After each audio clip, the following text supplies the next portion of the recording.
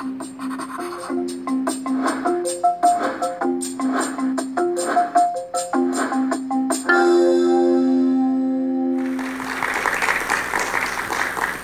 muito obrigado pela presença. Meu nome é Afonso Borges, como o Jefferson já disse. Muito obrigado também pela participação aqui do SESC já há tantos anos.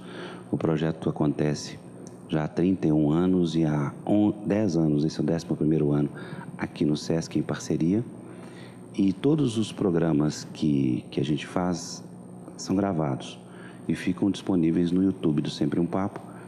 O Cristóvão lança hoje com a gente o seu mais recente livro, Tradutora, A Tradutora. Cristóvão, alegria de ter você mais uma vez no projeto Sempre um Papo. Eu só não fiz o lançamento dos seus 20 livros, 22, né? 21, 20, 21, 22, porque você é muito precoce, escreveu o livro com 15 anos, Sempre um Papo não tinha começado ainda, entendeu? Senão a gente estava fazendo todos os seus livros, mas é sempre uma honra estar acompanhando a sua história, a sua carreira, né? Então, queria te pedir para falar um pouco sobre o Filho Eterno, essa coisa que você se dedica a... Desculpa, gente, piada horrível. Não, é brincadeira, é o seguinte, um dos assuntos, né, que eu gostaria de deixar claro desde sempre, é que o Cristóvão sempre rejeitou esse rótulo que o Filho Eterno trouxe, né, de uma coisa especializada, né? Não é, Cristóvão? Bem, boa noite, vamos começar falando disso. Tá bom, boa noite a todos, obrigado pela presença aqui para conversar em mais um Sempre um Papo com Afonso Borges. Todo escritor ele acaba tendo um processo de ciúme do seu livro de maior sucesso, sabe? Ele passa escrevendo, busca escrever um livro de sucesso, quando ele acontece, ele passa a ser o autor daquele único livro. E tudo que ele escreve depois, eles voltam sempre ao assunto do Filho Eterno. Mas o Filho Eterno foi, um livro muito importante para mim, que é um único livro autobiográfico que eu escrevi, quer dizer, baseado na minha história pessoal, e isso marcou, realmente marcou. A gente estava conversando sobre por que eu não vou ficar com um rótulo, porque tem que começar a história do começo, né? O Filho Eterno é a história de um pai que tem um filho com síndrome de Down, e esse é um tema muito difícil para a literatura, um tema e eu tive um filho com síndrome de Down em 1980, o Felipe, e passei mais de 20 anos sem nunca tocar nesse tema literariamente, quer dizer, eu fui seguindo minha carreira de escritor, escrevendo meus livros, sem tocar nesse assunto, porque eu sabia, por várias razões de literárias e não literárias, pela exposição pessoal, literariamente é muito difícil, é um tema para o qual a sociedade já tem um discurso previamente preparado e que não é propriamente um discurso literário, né? Um discurso social, um discurso de... Não é nem de preconceito, é de conceito mesmo. Exatamente, né? Um conceito que você coloca aí e para você transitar com liberdade num tema desse é muito difícil, ainda mais quando se trata de uma questão pessoal, né? Mas essa é a história. O livro saiu em 2007, mas foi o meu grande sucesso. Quer dizer, não que eu não fosse conhecido, já tinha recebido alguns prêmios antes, mas era aquela coisa, a literatura brasileira que sempre tem pelo menos tinha um espaço bem discreto no panorama da cultura brasileira, né? Sempre teve. E aí isso mudou na época desse livro, né? Mas eu não tenho problema nenhum de falar. Não é isso, não. Não, eu sei. Mas só fazendo referência aos desdobramentos do filme. Uhum. Ele virou filme, não foi? Isso. Uma peça de teatro? Virou uma peça de teatro, que, aliás, nesses exatos momentos, se não me engano, está em Recife. Ela faz anos que está viajando pelo Brasil todo, praticamente todas as capitais, cidades grandes do interior, né? A peça foi um sucesso, ganhou o prêmio Shell de melhor ator por Charles Fritas, a direção do Daniel Herz, no Rio, e o grupo é o Atores de Lau. E o roteiro foi feito pelo Bruno Lara Rezende, que é filho do Otto Lara Rezende, e ele que fez o roteiro reportou o livro. Na verdade, é o texto do livro que está ali, né? É interessante pensar a questão da adaptação do teatro e da adaptação do cinema. O teatro é muito literário, né? O teatro, praticamente a peça inteira que ele fala, o monólogo, são trechos que estão no livro, são apenas recortados, houve uma seleção ali. Ele pegou todas as partes relacionadas diretamente à relação da paternidade do pai com o filho. E o cinema não, né? O cinema tem um tipo de linguagem que é hiperrealista, né? Por exemplo, no livro aparece muito pouco a figura da mãe, no Filho Eterno. Isso no teatro não é um problema, porque um livro é centrado na história da paternidade. Mas no cinema você não pode mostrar uma família que a mãe não existe, ela não aparece muito pouco. Então eles tiveram que criar uma personagem, né? O cinema foi feito, a direção do Paulo Macchilin, Marcos Veras fez o pai, e foi uma coisa muito bonita, foi um grande sucesso. Depois ele apresentou no Tela Quente da Globo, no Cinema Verde, que foi um negócio assim, milhões de espectadores, foi um sucesso extraordinário. Mas eu tenho a minha teoria como escritor, é que no momento o meu trabalho é literário, é o livro. Quando você cede os direitos para o teatro ou para o cinema, você transfere a alguém a coautoria da obra, né? Quer dizer, um filme é a obra do diretor. O diretor faz uma leitura, o roteirista faz isso. São escolhas que se fazem e eu procuro não interferir. Aliás, não interfiro, né? Eu nunca fiz roteiro, não participei do roteiro. No teatro é exatamente a mesma coisa. O teatro é um trabalho do diretor, do ator. Eu acho que isso deve ser respeitado. Foi difícil fazer o segundo livro depois do Filho Eterno? Quais os cuidados que você teve, sejam estilísticos ou de conteúdo? Olha, eu imagino, eu sempre brigo, digo assim, eu queria que o sucesso do Filho Eterno tivesse acontecido quando eu tinha 30 anos. Depois dos 50 você já tá escolado demais, então já não isso já não me preocupava, né? Não era eu já tinha uma história literária muito pesada, muito forte, assim, para ficar deslumbrado ou, né, meter os pés pelas mãos, porque o livro deu certo. Então, na verdade, eu simplesmente segui o livro que eu escrevi depois, é um livro até literariamente bastante complexo, que é um erro emocional, mas é um livro num outro tom, ele tem não tem nada a ver com o Filho Eterno, então eu tomei um outro rumo. Como a literatura sempre fez, porque cada livro meu é diferente do anterior, o pessoal ficava dizendo assim, não vai sair o Filho Eterno 2 e tal. Vai continuar eterno, né? E a história ali era simplesmente a história do erro emocional, que com a personagem Beatriz, que aliás é a personagem da tradutora, que é o meu último romance. E aconteceu meio por acaso, porque eu comecei a escrever contos. Eu nunca fui contista. Eu lembro que na juventude eu escrevi um livro de contos, A Cidade Inventada. É uma história engraçada da minha formação, porque eu fui como se dizia naquele tempo, um bicho grilo dos anos 60 e 70. Né? O duro a gente começa a falar disso é que revela a idade, né? Eu sou da geração dos anos 50, quer dizer, eu quando comecei a virar gente, ali nos 14, 15, 16 anos, peguei justamente o Brasil de 64, 65, 66, 68, o golpe militar de 64, o fechamento do Congresso de 68.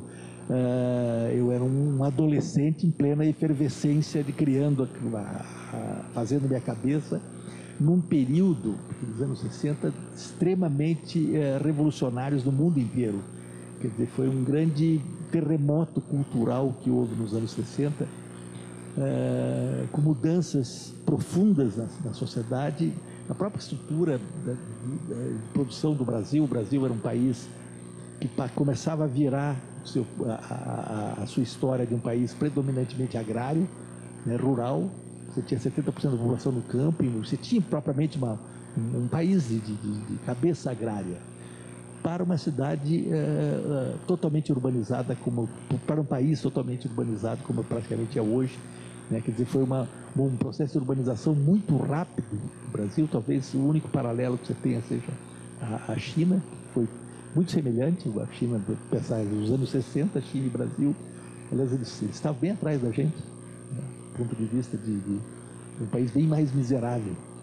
E mais ou menos no mesmo tempo nós urbanizamos, nos transformamos num país fundamentalmente urbano, eles também, só que eles são a segunda potência, uma outra. Claro, são histórias completamente diferentes aí que não cabem aí.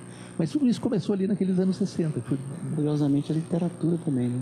Literatura saiu dessa exatamente, você lembrou bem. Rural, a literatura começa a se urbanizar, né, propriamente ali nos anos 60. E houve uma mudança no mundo também, porque era a época dos Beatles, era a época da contracultura, a época da implosão da família como núcleo estável, conservador da sociedade, implosão das grandes religiões, a época das implosões políticas, as opções de luta armada, o início do terror na Europa, aqueles movimentos o Baader-Meinhof, Carlos do Chacal, exatamente, Chacal, os atentados na Itália, de um lado, e depois também as revoltas do outro lado, lá nos países dos Balcãs, Tchecoslováquia, Hungria, aquelas revoltas contra o Império Soviético, era um sinal trocado ideologicamente. Então a gente viveu uma situação esquizofrênica, porque o jovem aqui, muitos jovens no Brasil naquela época, queriam implantar um regime marxista e a utopia socialista, e os que viviam lá no socialismo queriam uma calça jeans e ouvir os Beatles, porque era proibido, não podia. Então eram os sinais trocados, né? E eu estava exatamente no meio, me formei, a minha formação de cabeça estava debaixo desse período, dali do meados dos anos 60. Claro que isso marcou toda uma geração no Brasil, né? Qual a universidade que você fez, né? Eu não fiz universidade. Isso é engraçado, que eu levei tempo para entrar na universidade, que é outra coisa. Você tocou num aspecto interessante. E a minha família era uma família típica, classe média em ascensão no Brasil. Quer dizer, meu pai foi alguém que aprendeu a ler tardiamente no exército, com 18 anos, era um homem ali daqueles italianos ali de Uruçanga, família grande, 12 irmãos e tal. Foi para a cidade, se formou, estudou, foi para Lages, no interior de Santa Catarina, ali, né? Na época era E teve 4 filhos, e os filhos todos foram para a universidade, quer dizer, a formação da classe média já vinha já daquele tempo, quer dizer, era a época da construção de Brasília, eu criança me lembro disso aí. E aí meu pai morreu num acidente estúpido de lambreta, que já era um sinal da época também, comprou a lambreta justamente pela ascensão, né? O primeiro dinheirinho de sobras, comprou uma lambreta para ir dar aula e tal, ninguém usava capacete naquele tempo, a urbanização selvagem brasileira. E o meu pai morreu, tinha criança, a mãe pegou os filhos e foi para Curitiba. Então teve vários choques aí, né? As pessoas às vezes perguntam, por que leva alguém a escrever? Por que se é escritor, né? Eu digo, olha, o que produz literatura é a infelicidade. As pessoas felizes vão para o cinema, namoram, se dão bem com a família, são pessoas cordatas, não tem problemas, não tem ressentimentos, não tem nada, né? As pessoas felizes leem, né? Em vez de escrever, leem e tal. Os infelizes que se trancam no quarto e vão lá escrever e lamentar o mundo. Lá meses sozinho, né? Meses sozinho, quer dizer, é um projeto que ninguém pede para escrever, quer dizer, é um projeto que você vai por conta própria. Então, diz assim, o que tem que fazer para alguém ser um bom escritor ou escrever? Diga assim, olha, tranque num quarto escuro, tire a comida, crie problemas, bata, faça. Não fui tratado assim, né? Eu não vou... Estou fazendo uma brincadeira. O pior é que não... Eram ansiedades e angústias geracionais. Né? Pior que não é pouco tempo, né? Cada livro é 2 anos, exatamente. 3 anos. Então, sofrimento o trabalho de escrever é um negócio de maluco mesmo, não tem... Você escreve... Se você botar no papel ali na caneta, para que isso? O tempo que você investe, qual é a chance que você tem de ter retorno, o que você vai ganhar com isso, tal, não tem sentido nenhum, né? É um louco. Qualquer coisa, né? Ser um encanador dá mais dinheiro que escrever um livro, né? Então é e mais útil também. Menos cano com certo. Tá certo. Eu gosto de brincar com isso. Mas era aqueles anos 60, era digamos, era uma infelicidade existencial, coletiva, né? Era um momento que todo mundo queria chutar o pau da barraca. A primeira geração, que é uma ironia também, você pensar, era a primeira geração depois da Segunda Guerra, isso no Ocidente todo, a mais próspera. Quer dizer, os meus pais sofreram muito, meus avós sofreram muito, mas a minha geração foi a mais bem tratada, né? Eu lembro que a primeira televisão chegou em casa, a primeira geladeira nos anos 50, frigideira, fogão a gás, quer dizer, eu ainda sou do tempo que eu via a minha lenha né? Então eu fui um privilegiado, os filhos já foram para a universidade. E o que essa geração anos 60 fez? Quer dizer, basicamente você pegar o perfil social daquela piazada ali entre 16 e 20 anos dos anos 60, piazada, gurizada, piá é bem termo lá do sul, né? Se a gente pega aquela gurizada, aqueles adolescentes e jovens, era um perfil muito semelhante com o meu. Em geral, pais ou avós que vieram do campo, ou já de uma, que ascenderam socialmente, que começavam a se urbanizar, criar que tiveram vantagens de sobrevivência que os seus pais muitas vezes não tiveram, né? E o que essa gurizada ingrata fez? Chutou o pau da barraca, não quero saber nem de família, nem de propriedade, nem de nada, nem de conservadorismo. Queremos fazer a revolução e mudar o mundo. Basicamente esse era o espírito dos anos 60. E a arte e a literatura entrava aí mais ou menos assim, era parte do pacote existencial. Quer dizer, eu comecei a trabalhar com teatro. Eu lembro que a primeira coisa que eu fiz em teatro, tinha 15 anos, eu fui iluminador de uma primeira peça da Denise Stockhausen. Estava começando lá em Curitiba, no Teatro de Bolso. Então era noite de teatro, ela viu o pessoal do teatro escrever peça. Depois entrei numa comunidade do Wilson Riuapa, em Antonina, uma cidadezinha, uma espécie de Paraty lá do litoral, uma cidade histórica. Você andava com aquelas roupas de... Era hippie, andava assim com uma faixa no cabelo. Aquelas bolsas grandonas. Assim. Exatamente, aquelas bolsas, calça boca de sino, toda rasgada. Mas era rasgada mesmo, não era aquela que rasga hoje. Bem Aquele tempo era curso mesmo, era... não tinha dinheiro para comprar outra, né? Depois virou uma moda, assim, você criou a simulação da coisa, muito engraçada isso aí. E eu não fui para... Pegando agora finalmente o gancho da sua pergunta, porque eu começo a falar, você vai pegando o fio da meada, né? De universidade, eu achava que a universidade ia me destruir como escritor, porque eu tinha um projeto, aos 15, 16, 17 anos eu queria ser escritor, é isso que eu queria ser. Até esse período, você tinha escrito livro? Não, só poemas. Era só o projeto, né? Só o projeto. E escrevi na comunidade, e eu fui para a comunidade de teatro, acabei o segundo grau, tentei ser marinheiro, fui lá não queria fazer faculdade. Aí tive um sonho queria ser marinheiro, queria ir para a Marinha Mercante. E eu li aqueles livros do Conrad, do Lord Jim e tal, disse, eu achava o projeto ideal, porque eu disse assim, eu vou viajar de navio, vou conhecer o mundo inteiro e vou escrever minhas obras-primas lá, olhando o mar e o horizonte, assim. E fui para a Escola de Mercantes do Rio de Janeiro, ali em 1970, período Médici, pior época da ditadura brasileira. E eu vou justamente num regime que era um regime militar, embora a Marinha fosse civil, a Marinha Mercante, toda a organização era da Marinha de Guerra. E claro que eu não aguentei aquilo lá, né? Eu tive que depois falsificar a assinatura da minha mãe e sair de lá, porque eu fiquei lá 6 meses, 7 meses, eu disse, não era o que eu queria. Foi no Senimar? Fui na EFON, Escola de Formação de Oficiais da Marinha Mercante, lá da Avenida Brasil, lá no... Não foi um período ruim, assim, foi um choque que eu levei, mas eu disse, não é isso que eu quero. Então, e aí fui me juntar para a grande tristeza da minha mãe, com aqueles barbudos, vagabundos, maconheiros lá que faziam teatro. Em Antonina, em vez de fazer um curso com todo mundo, fazer direito, ir para a universidade e tal. Então eu fui resistindo, até que o sonho acabou, né? Como diz o João Lennon, né? O sonho acabou. Lá em 76, 77, aquela comunidade implodiu, o Rio Apa saiu, voltou foi para Florianópolis. E eu fiquei meio perdido, aí eu finalmente entrei, fiz vestibular com 25 anos, quer dizer, um retardatário total, assim. E fui para letras e me transformei exatamente no contrário daquele meu projeto, professor universitário, fiz mestrado, fiz doutorado, que eu passei 20 anos dando aula. Começou uma outra fase da minha vida, né? E é engraçado que o primeiro livro que eu escrevi quando estava o primeiro romance assim, que ficou em pé, eu tinha escrito várias coisas na comunidade, mas muito ruins, assim, muito fracas, né? A literatura não é uma coisa fácil, é um trabalho difícil mesmo. E depois que eu vi aqueles contos, que foi A Cidade Inventada, pegando mais um eixo da tua pergunta, que cheguei a publicar, eu segui todo o serviço militar do escritor naquele tempo, mais ou menos hoje é um pouco diferente, porque tem internet.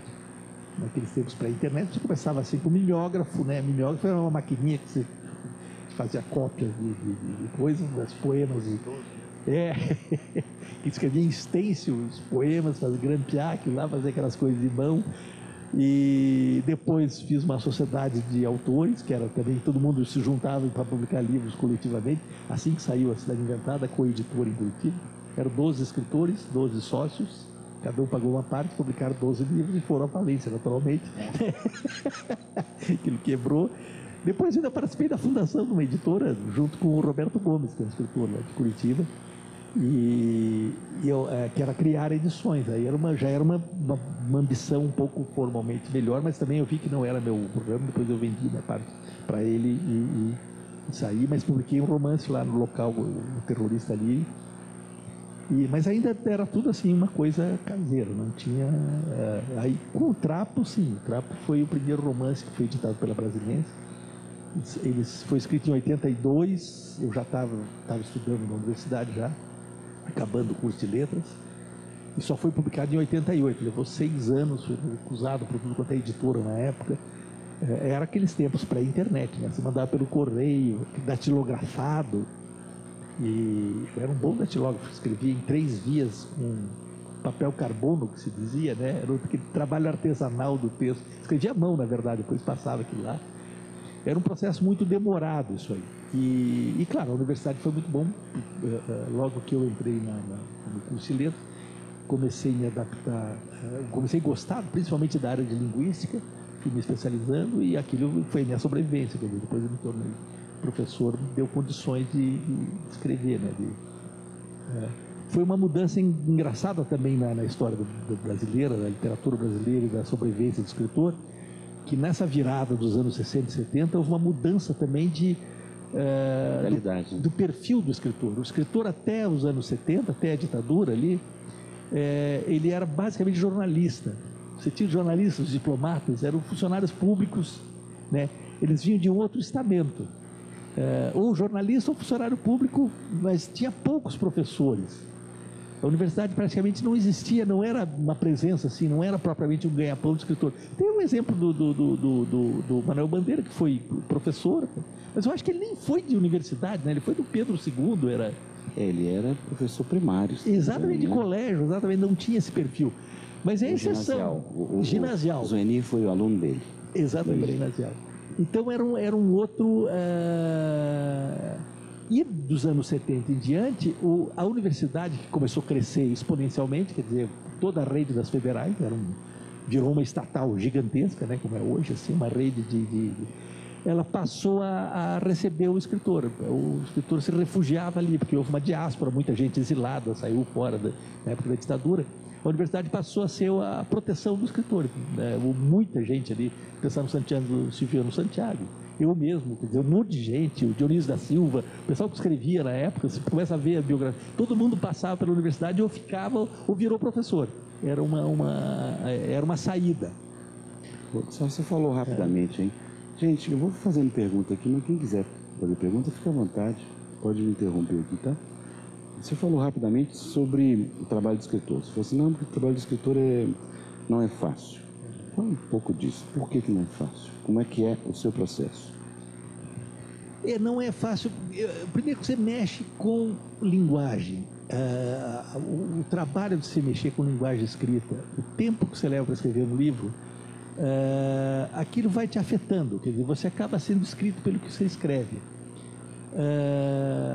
A passagem... Peraí. Acaba... Você passa a ser escrito pelo que você escreve, você acaba se transformando pela própria escrita. Eu olho para a minha biografia, minha vida, eu sinto que eu fui uma pessoa absolutamente transformada pela literatura, pelo tempo que eu passei escrevendo, lendo, porque você mexe com aquilo que nos define, que é a linguagem, né? Porque entre o mundo, as coisas que estão diante de nós e a nossa cabeça, o mundo não se apresenta sozinho, porque as coisas não dizem o que são naturalmente. Você precisa dar nome a elas. Quer dizer, entre a nossa vida e a nossa cabeça, entre o mundo e a nossa cabeça, estão as palavras. No momento que você transformar o que vai na nossa cabeça, no caos da oralidade, ou do próprio pensamento, do caos do pensamento diário, e você começar a escrever a primeira palavra, você começa a ver a armadilha em que você entra. Quer dizer, no momento que você experimenta descrever alguma coisa, eu vou descrever um vaso sobre a mesa. O vaso está lá, nítido, todas as cores. Eu sei mais ou menos na cabeça que palavras eu tenho que usar para descrever, para dar para um terceiro a noção do que está lá. Basta eu escrever 5, 6 palavras, que já não, aquilo lá já não é mais o vaso. E não é mais o que eu pensava que eu ia escrever sobre o vaso, já é uma terceira coisa. Né? É como se interpusesse, ele já é uma interpretação daquele vaso, que já não é nem o vaso, nem o que estava na minha cabeça. Metalinguagem da realidade. Exatamente, é uma outra coisa.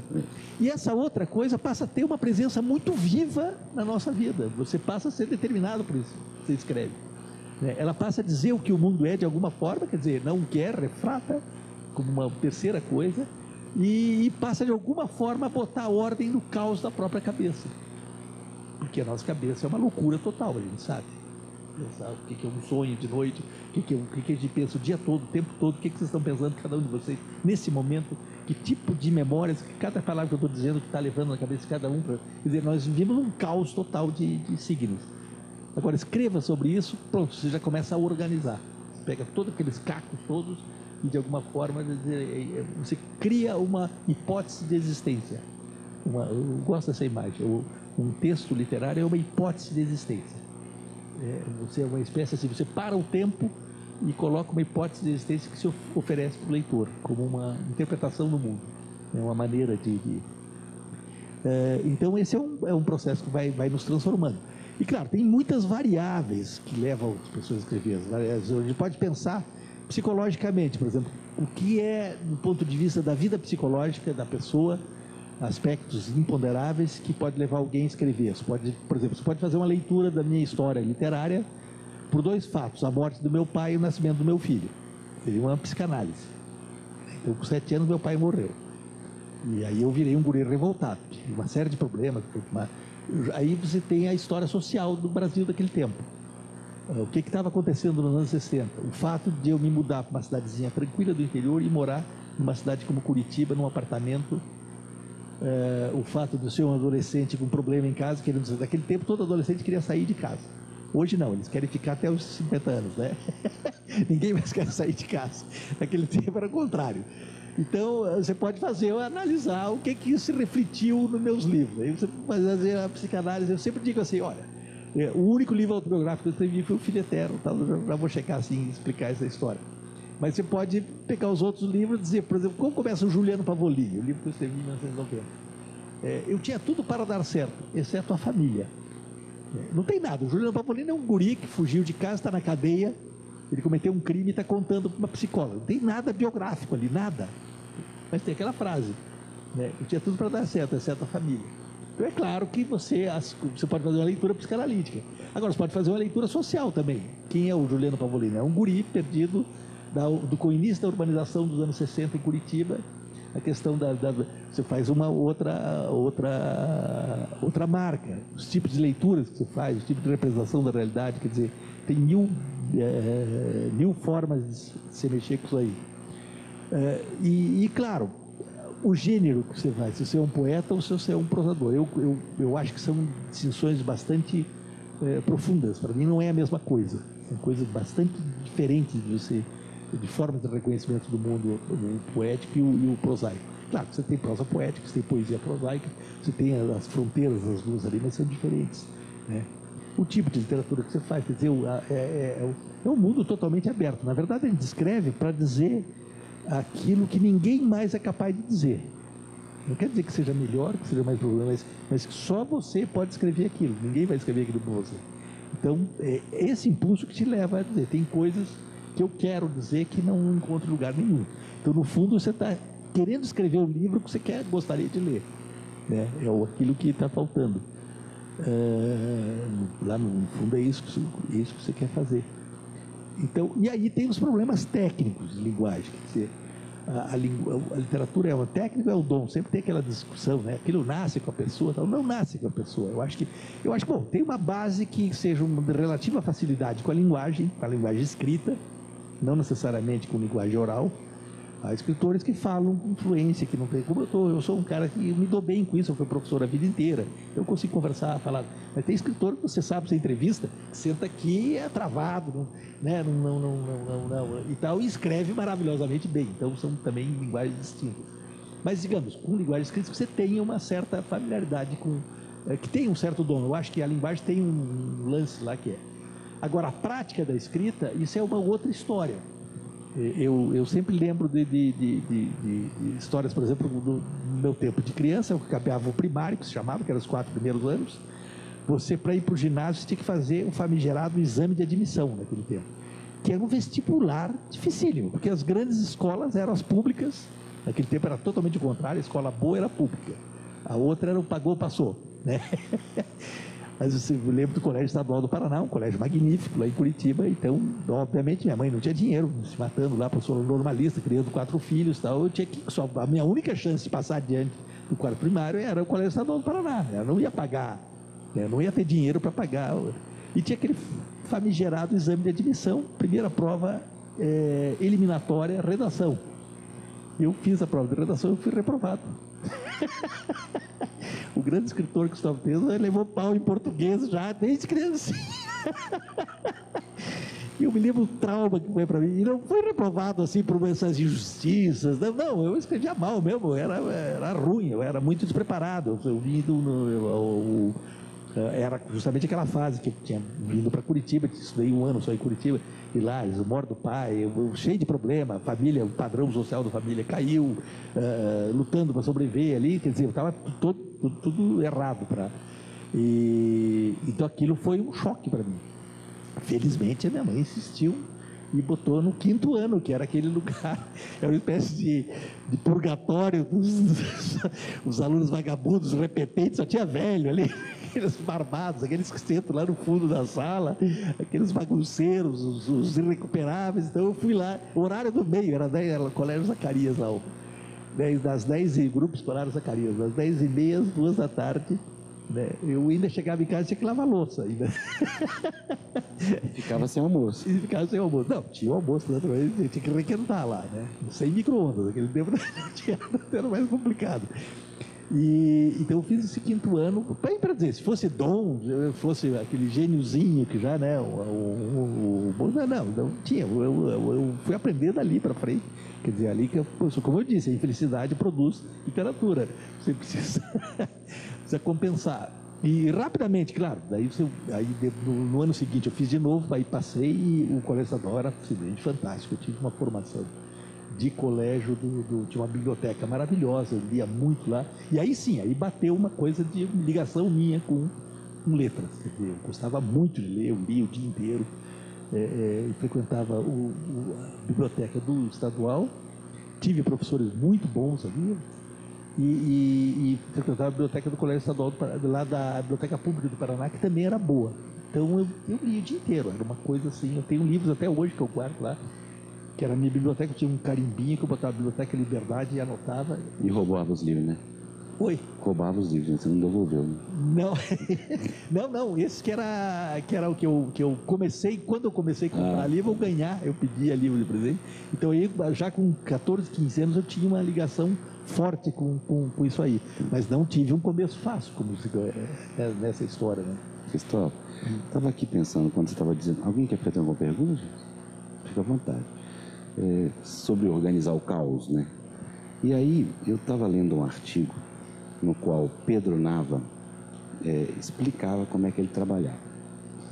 Ele tinha, sabe aqueles arquivos de metal antigos, com as gavetinhas pequenininhas? Tinha muito em banco, né?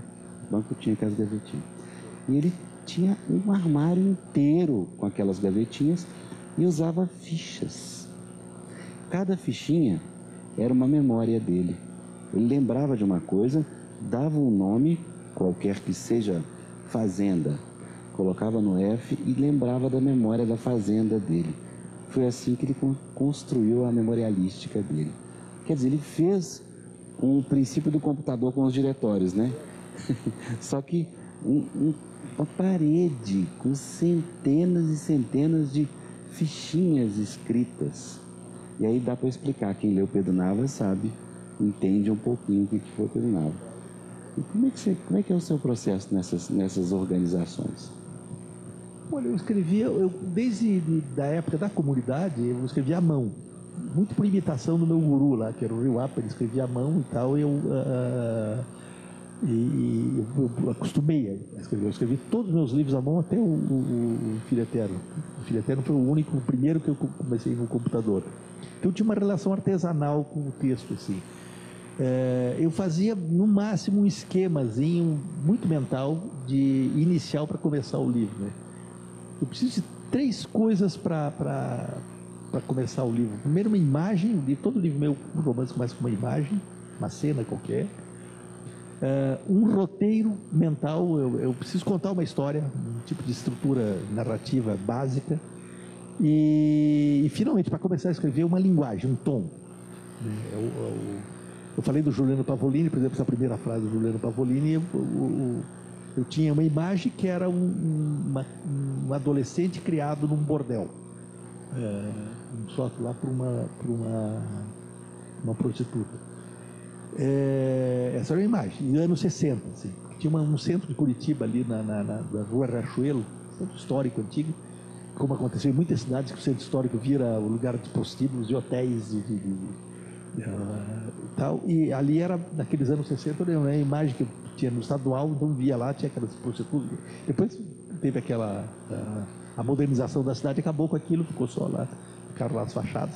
Mas eu queria aproveitar aquele cenário, aquela ideia. Então essa imagem ficou. E tive um certo roteiro, que era a ideia de alguém que vai cometer um crime. No começo eu não tinha ainda essa refração da história.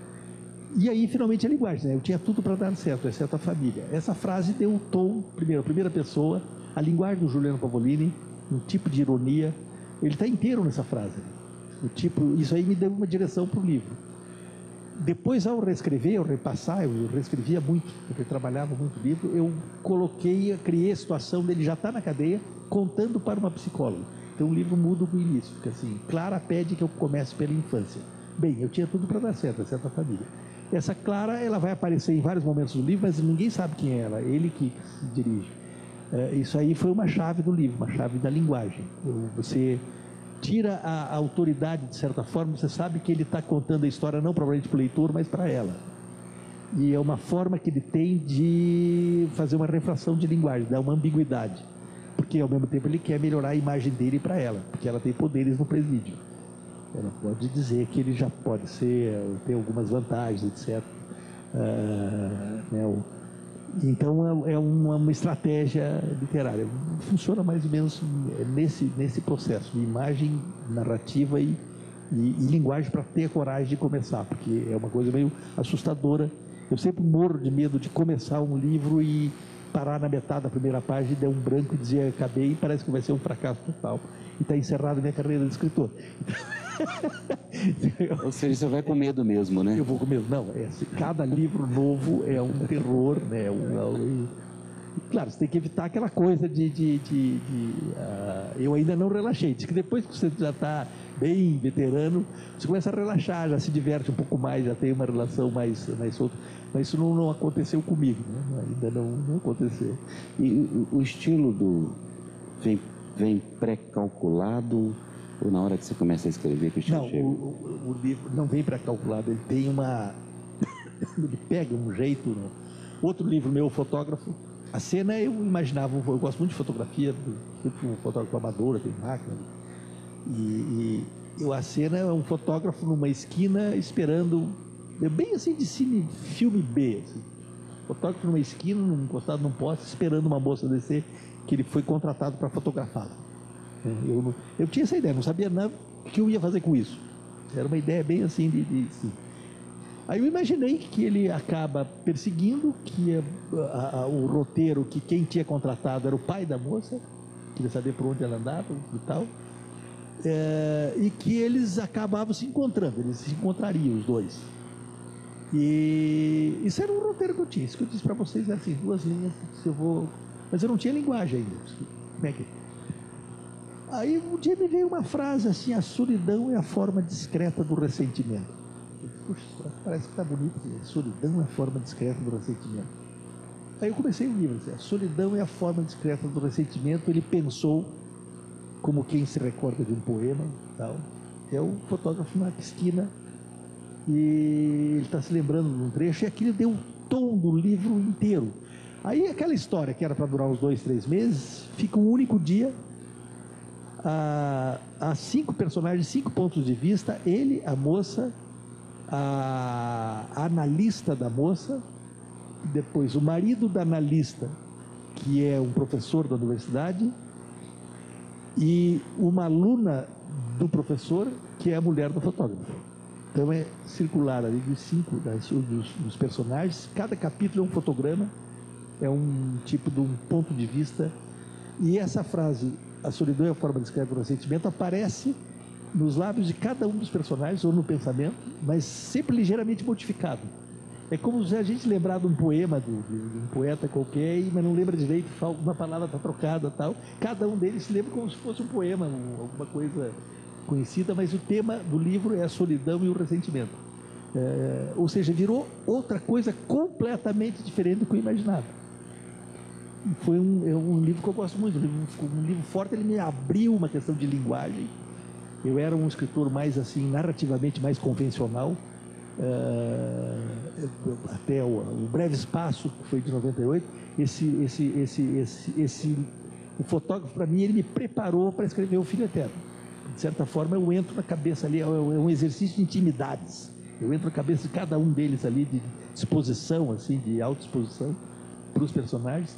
Tecnicamente, me preparou para escrever O Filho Eterno, que é um livro que mexe muito com a questão do tempo, questão do tempo interior. Agora, é uma viagem, é um tiro no escuro. Quando você começa, você não tinha uma coisa na cabeça e virou outra. Todos os meus livros são assim, se eu tinha uma coisa na cabeça e vira outra, mas eu não começo se eu não tiver alguma coisa na cabeça. Eu preciso uma espécie de âncora de segurança, assim. É como se pegar uma balsa, você fica com aquela boia ali, sabe que você não vai usar aquilo. A chance é 1 em 1 milhão de afundar a boia, mas você precisa da boia. Você vai para outro lugar, é uma espécie de segurança, assim, funciona. Fala da tradutora, estamos esquecendo do livro. A tradutora do meu último livro. Então, a tradutora, comecei a contar a história lá da época. Depois do Filho Eterno, eu comecei a escrever alguns contos.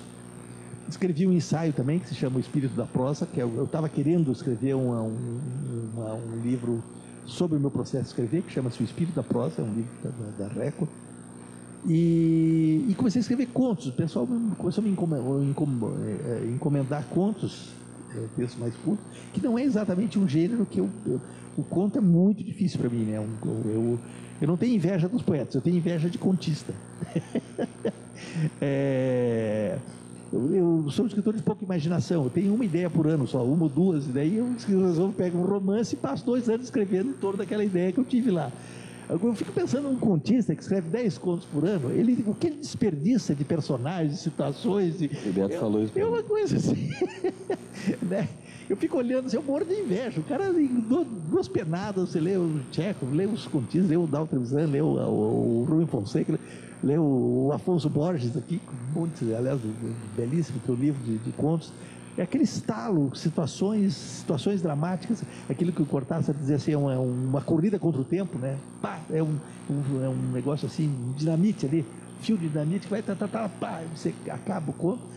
Então eu tenho uma inveja assim, desse tipo de imaginação, é uma coisa diferente. Embora do ponto de vista, digamos, de linguagem, eu acho que o conto e o romance são muito próximos.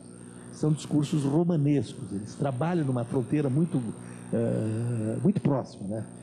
E tem contos bem mais longos, contos que vão... A fronteira entre o conto e a novela e o romance vai ficando assim, é mais quantitativo do que provavelmente qualitativo. Bem que tem aquele conto mesmo clássico, ali até 5, 10 páginas, que é a estrutura clássica, né? E às vezes você estende. E claro, como eu sou esse romancista de pouca imaginação, eu tenho uma outra inveja também. Eu morro de inveja dos autores de livros policiais, porque eles têm um personagem só, ele tem um detetive. A Agatha Christie passou a vida escrevendo o Hercule Poirot, e aí você ou o Simenon com o inspetor, esse nome agora, serve lá o francês, eita, isso é bem coisa de 60, assim, daqueles brancos na cabeça. Então você tem aquele detetive que você conhece profundamente, você sabe tudo dele. E aí você escreve livros diferentes com o mesmo personagem, né? É uma maneira de você ficar tranquilo, você não precisa ficar inventando um novo personagem, um protagonista a cada livro. Você já tem um protagonista, né? O resto é tudo acessório, complementar. E aí eu comecei a escrever uns contos o primeiro conto foi uma encomenda do Sanches, me encomendou para duas antologias lá, e uma eu já tinha um texto que eu acabei pegando um capítulo de um livro anterior, e a outra eu criei uma personagem Beatriz, que é a aula de reforço, que é uma ideia de uma menina que vai dar uma aula particular para um menino, um adolescente que precisa fazer vestibular. E há uma situação meio ambígua que parece que a mãe quer que a professora seja um pouco mais do que simplesmente professora, tal. Fica uma coisa, um discurso duplo assim. E aí essa Beatriz ficou uma personagem na minha cabeça. Eu não esgotei ali. Eu comecei a escrever mais contos com ela. Era uma estrutura meio policial, né? E aí fui escrevendo vários contos que saíram em revistas e antologias. E depois eu publiquei um dos contos, aliás, se estendeu, que é Um Erro Emocional, que é uma história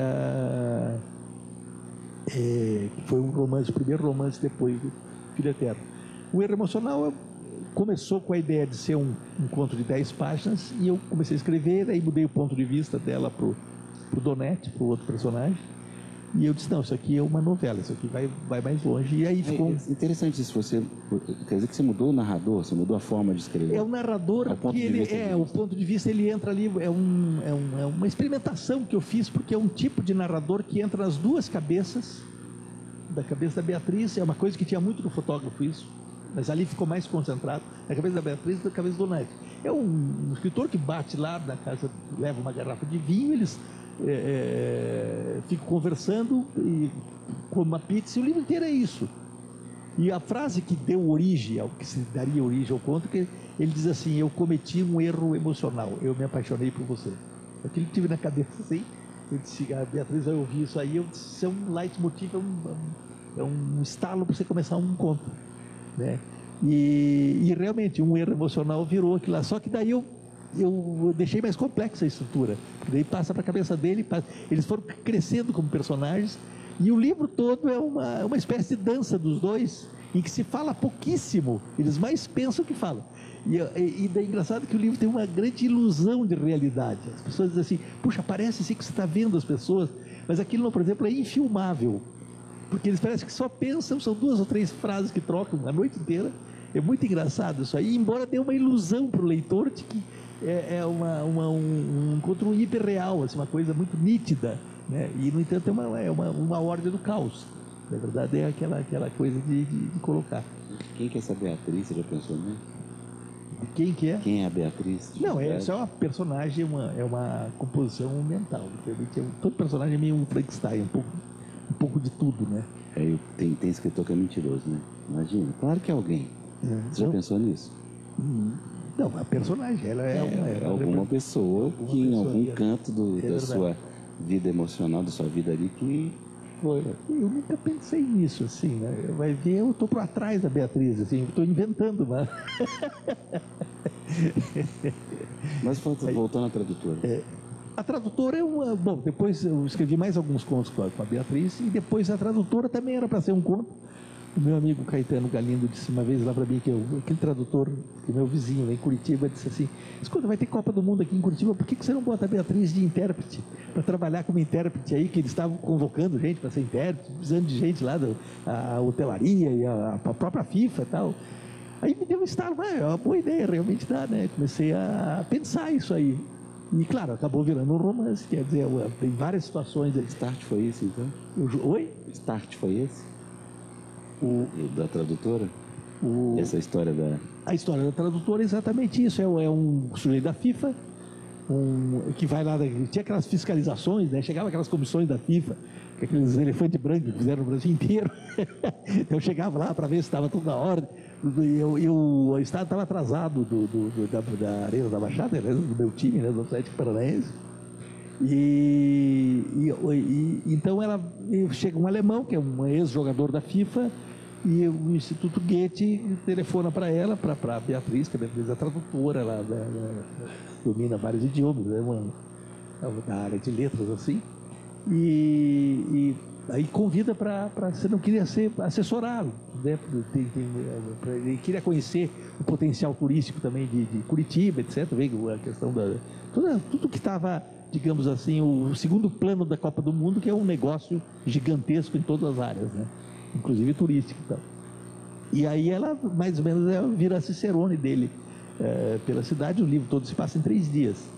E outros contos entraram ali, que eu tinha ideias isoladas e acabei concentrando na mesma história. Mas aí entrou a tradução, que eu imaginei que ela está fazendo uma tradução também. Do Chavez, que é a tradução de um filósofo espanhol, que não existe, filósofo catalão, e que eu coloco algumas coisas, digamos assim, de um discurso filosófico conservador, que cresceu muito no Brasil, né?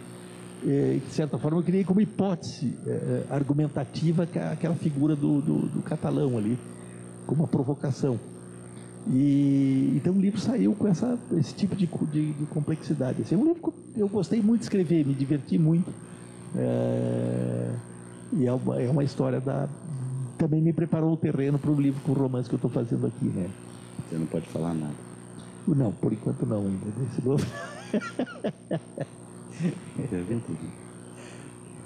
Pode falar, Tavi.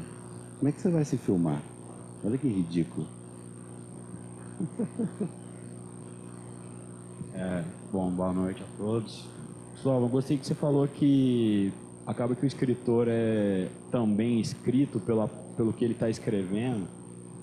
Então, te perguntar, quando você olha para trás, assim, nos seus primeiros livros, você se enxerga neles, assim, diretamente, se enxerga aquele momento da sua vida, ou você já criou uma distância grande, assim, já não tem tanta essa relação da pessoa? Eu queria que você falasse um pouquinho mais sobre isso. E se der, uma segunda perguntinha, como incentivar crianças a ler? Tem até a discussão do Enem, deve se obrigar a livro, não deve? Isso aí é da parte mais opinativa aí. Obrigado. Bom, na primeira parte, o livro é meio intruso que entra na vida da gente, né? Você começa a dar vida para aquilo ali, ele vai criando uma tensão, pode criar até uma espécie de inimigo secreto. Você nunca sabe direito o que você escreveu, né? A gente não tem uma noção muito nítida, embora seja professor, eu conheço a teoria, eu sempre fui professor de literatura, de língua portuguesa, eu nunca dei aula de literatura. Eu gosto de frisar isso, porque eu não sei dar aula de literatura, não saberia dar aula de literatura. Eu sempre trabalhei em linguística, língua portuguesa, uma coisa mais neutra, mais fria. Mas você nunca sabe exatamente o livro. Você tem surpresa, tem livros assim que eu achava que ia ser um sucesso, que tem um grande impacto, outros que não tem menos. O próprio Filho Eterno achava que ia ser um fracasso total, que eu seria massacrado. Eu tinha uma noção completamente errada do livro, a recepção foi o contrário. Então, uma espécie de intruso. Assim que eu acabo o livro, você rapidamente, em poucas semanas, depois que você faz as últimas revisões, provas para a editora, eu já tenho um mal-estar, eu já não gosto de abrir livro meu, de reler, já um estranho. Eu já não dou muita bola. Muitos anos depois, eu olho para trás, por exemplo, o Trapo. Trapo é um livro que eu gosto muito, é um livro que sempre já passou por 3 editoras, teve mais de 10 edições. O livro continua vendendo bem, né? Ele fala muito para jovem, assim, tem um tipo de... Eu digo, eu estava fazendo ali uma espécie, eu faço uma análise psicanalítica do livro. A história do Trapo é o seguinte: é um poeta suicida, que ele se autodenominava Trapo, cujos papéis ficam numa pensão lá onde ele morava. Era um poeta dos anos 80 e final dos anos 70, publicitário, trabalhava com publicidade, e a dona da pensão pega aquela papelada, cartas, poemas e tudo, e leva para um professor aposentado, o professor Manuel, que é um velho arqui-conservador que mora sozinho e com extremo desagrado recebe aquela mulher intrusa que vai entrando na vida dele e toma conta da casa, quer fazer café e tal, e diz não, porque o Trapo era um guri maravilhoso, era um gênio e tal, eu queria que o senhor lesse aí, e com má vontade ele começa a ler os textos do Trapo, que são alternados. O livro tem uma página do Trapo, outra do professor, linguagens completamente diferentes, né? O Trapo é uma coisa maluca assim que ele escreve, E o professor é um narrador convencional, quadrado. Eu escrevi isso aí em 82, 83, eu estava ali acabando o curso de letras, estava já vendo meu futuro como professor, um futuro acadêmico, já querendo fazer mestrado, né, pensando no mestrado. Aí eu disse assim, o Trapo é o poeta que eu era, que eu me suicidei ali. Acabou a vida do Trapo. O cara livre, solto. Você escreveu um poema outro dia. Exatamente. Né, o poeta morreu ali. E o professor Manuel é como eu me via daqui a alguns anos. Eu vou virar exatamente esse professor ranzinza, rabugento, né, conservador. Então é uma espécie como se eu enterrasse uma parte da minha vida e tivesse antevendo outra. Claro, é uma brincadeira psicanalítica que eu faço com aquilo lá. Mas é um livro que está lá, é uma fase da minha vida, né? Mas em cada livro meu tem uma marca lá de um determinado tempo. Eu digo assim, esses livros me transformaram, quer dizer, eles fui feito por isso. É muito tempo que eu passei escrevendo um livro atrás do outro, quer dizer, isso aí marca, né? Uma Noite em Curitiba, o Fantasma da Infância, tudo, as Aventuras Provisórias, quer dizer, era um ano e meio, 2 anos trabalhando com romance, publicando naquele tempo pré-internet, né? A internet depois deu uma outra dimensão. Até o Filho Eterno. O Filho Eterno realmente ali foi ali eu finalmente estava em condições de escrever sobre um assunto pessoal, diretamente pessoal, né? Se eu fosse escrever um livro como Filho Eterno, logo que nasceu meu filho, seria uma porcaria, seria uma droga total. Você tem que estar distanciado. Agora, quanto à segunda pergunta, o que fazer? Bom, eu tenho aquela resposta básica, eu sei que ela é meio decepcionante, mas é básica mesmo. É ensino fundamental e ensino médio. O leitor não se faz bem como criança, não é bem ali nos 7, 8. O leitor se faz de fato ali nos 10, dos 12 aos 16, às vezes até mais tarde, dos 15 aos 20. É o ensino médio que consolida o leitor. E o ensino médio no Brasil é um dos piores do mundo. Aliás, a metade dos adolescentes estão fora da escola no país. Metade. Então, nenhum país pode ter qualquer sonho de civilização com essa taxa. O ensino médio é desprezado. O brasileiro adora a universidade, encheram de universidades aí, por tudo quanto é lugar, depois não tem dinheiro para manter, não tem qualidade péssima, tudo no 40º lugar, e tudo quanto é índice de qualidade, e o ensino médio completamente abandonado. Tá? Aquele lá, sim, porque um bom aluno de ensino médio vai melhorar a universidade automaticamente. Isso eu tive experiência de professor. Quando você recebe bom aluno, ele te melhora. Tudo melhora. Quando você recebe mau aluno, tudo joga para baixo. E o Brasil está só produzindo mau aluno. Isso quando produz o aluno, porque também já está... Só dando um pitaco. Então, só ligando com a literatura ali, de que maneira estimular a leitura e tal, eu acho que é aquela coisa básica mesmo, de ensino fundamental, escola mesmo, muito tempo na escola, presença do livro, presença física do livro, tem essa relação. A internet foi um bagunçador violento, tinha uma visão muito otimista quando chegou a internet, porque eu sempre gostei de Tactana, tal, eu sempre fui fissurado a questão da tecnologia como melhora de vida, porque eu sou lá do tempo ainda do fogão a lenha. Então eu sei a diferença que faz um fogão a gás, depois eu sei a diferença que faz uma geladeira. Depois eu fui aprender, os primeiros computadores que tinha, eu fui correndo atrás, me endividava, eu gostava disso aí. E o computador, quando entrou no Brasil, finalmente, depois da estupidez da lei de reserva de mercado, que nos atrasou assim 20 anos, quando o computador começou a entrar, só depois de liberar a telefonia, tal, dos 95, 96, começou a realmente a virar digamos, entrar no cotidiano das pessoas, ainda muito lentamente. Depois do ano 2000 começou a deslanchar. Eu tinha um otimismo assim, porque eu dizia, mudou completamente o perfil da formação do brasileiro, porque o brasileiro foi educado pela televisão, ali, os anos 70, os anos 90, a televisão foi um agente civilizador. O grande agente civilizador do período da ditadura e pós-ditadura foi a televisão, a Rede Globo, porque ela chegava em tudo quanto é canto do país antes do livro, né? Antes de chegar qualquer coisa, antes de chegar a palavra escrita, chegava a televisão. E o brasileiro via, às vezes, uma torneira na novela lá da Globo que ele não tinha em casa.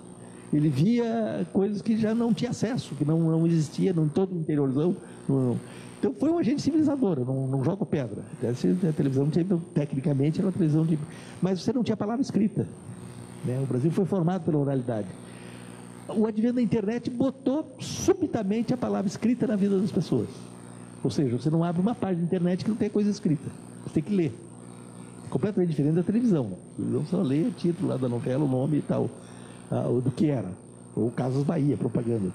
Então, a internet... E aí começou a exigir escrever também. Tem um teclado ali, tem que escrever. E isso foi... ou seja, assim como a TV chegou antes do livro, a internet chegou antes da alfabetização, porque as pessoas subitamente vieram dar um salto pré-Gutenberg para a era pós-digital, né? É um negócio maluco. Aí todo mundo reclama, não, ninguém mais sabe escrever, escreve casa com Z e tal. Isso é pequenera, perto do tamanho da encrenca, quer dizer. Então eu tinha um otimismo fantástico, dizer assim, não, agora todo mundo vai ler, todo mundo vai escrever, porque a oferta é gigantesca. A oferta de informação hoje no mundo é um negócio assombroso. Quer dizer, você hoje lê qualquer coisa de qualquer lugar do mundo sobre qualquer assunto instantaneamente.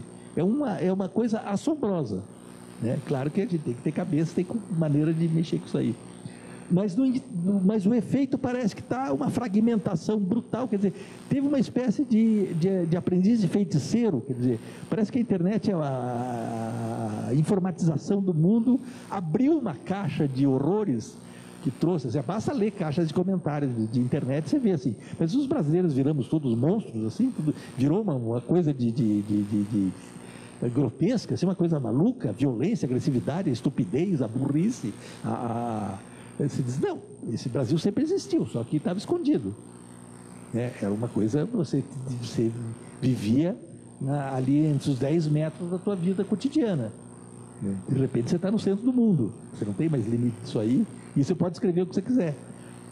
Sem saber escrever, sem ter passado por um processo civilizatório, né, de alguma forma.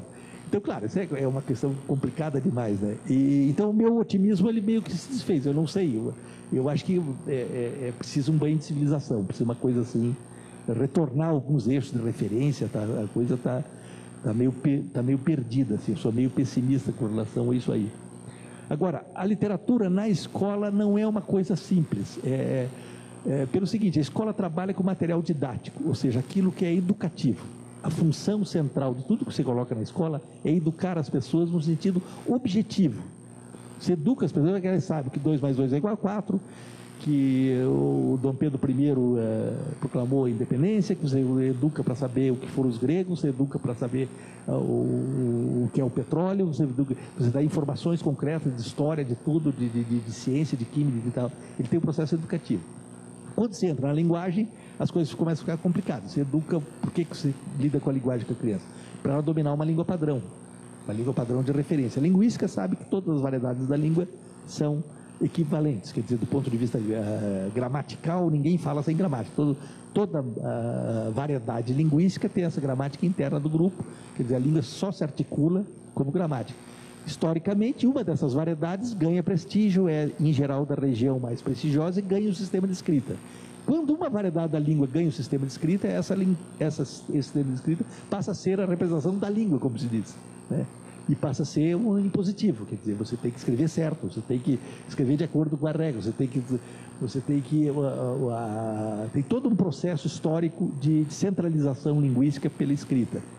Isso pode ser problemático, eventualmente pode ser problemático em países em que tem, por exemplo, pega a Itália, cada cidadezinha tem um dialeto diferente e tem um jornal escrito naquele dialeto, então é engraçado, na Europa praticamente é toda tribal, você vai na Inglaterra, tem umas 4, 5 línguas diferentes e cada uma brigando furiosamente.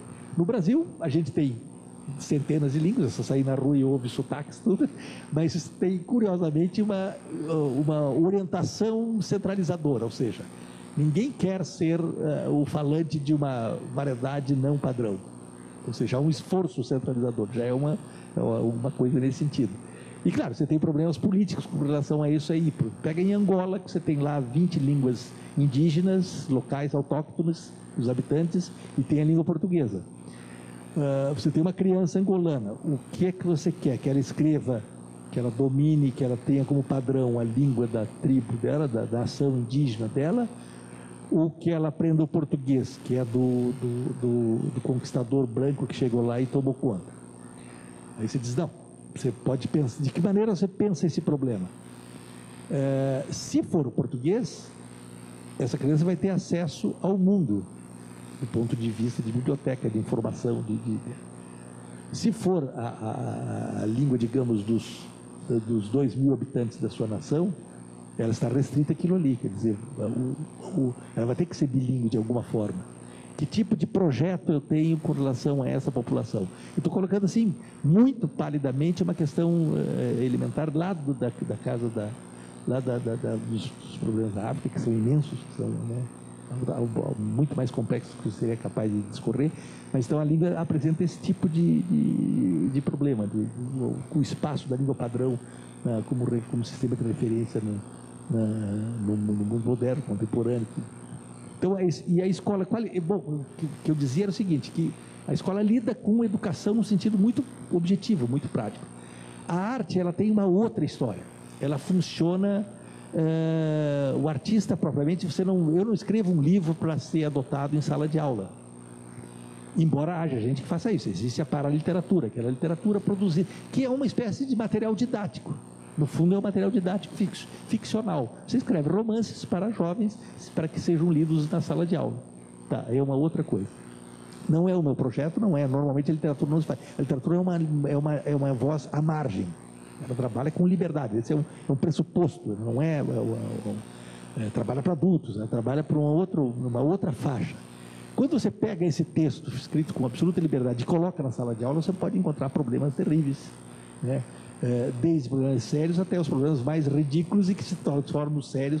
Eu já tive livros recolhidos de bibliotecas da de Santa Catarina, Aventuras Provisórias, foi comprado pelo Estado lá para colocar em bibliotecas, etc., destinado a alunos adolescentes, 16, 17 anos, seria essa faixa, e uma professora disse que tinha coisas pornográficas. Ela pegou uma frase do livro, que era não sei o que, uma calcinha de uma mulher e tal, e disse que estava ensinando aquilo para as crianças em sala de aula, e imediatamente veio um terremoto de coisas no Facebook, de coisas, tinha gente que queria me ver preso e sendo estuprado para eu aprender que não se deve ensinar besteira para coisa. Quer dizer, uma coisa absolutamente irracional, uma loucura delirante, sabe? Um romance escrito uma frase que tinha uma informação que qualquer novela das 6 deve ter 10 vezes mais. Mas não era nem o caso, ter ou não ter. Era a questão que aquilo é literatura, não é no caso ali a coisa é ridícula. Mas como você cria monstros, como isso aí, tem que explicar agora para todo mundo o que é um museu. Ou seja, o museu de arte de queer que fizeram lá, a coisa está tão estúpida, tão grotesca, que você tem que explicar para as pessoas, quando você não sabe o que é um museu. Para que serve? Qual é a história da arte? Já viu lá o Miguel Ângelo? Já conhece a história por que serve o museu? Qual a função artística disso aí? Como é que... Então, você tem que começar desde o começo. É um bando de brucutus. Esse pessoal não sabe mais nada. Ou seja, é uma regressão estúpida. A separação entre Estado e Igreja, que é a coisa mais elementar, faz 300 anos na civilização ocidental, querem criar uma teocracia agora. Ou então o juiz dizendo o que é que você pode ou não pode ler, que esse artigo é inadequado, né? Então vamos censurá-lo. Quer dizer, é estúpido demais, dá uma preguiça argumentativa se dizer, escuta, precisa desenhar, precisa começar tudo do começo de novo. Isso quer dizer, isso é uma questão civilizatória, é uma questão básica, de escola, de botar esse povo na escola, aprender história, aprender, está faltando. Desculpa, eu fico assim, começo a falar disso aí, dá uma irritação, porque parece que o país andou para trás. Não tem bazuca aqui não, né, gente? Tem bazuca aqui, vai voar pedaço para tudo lá.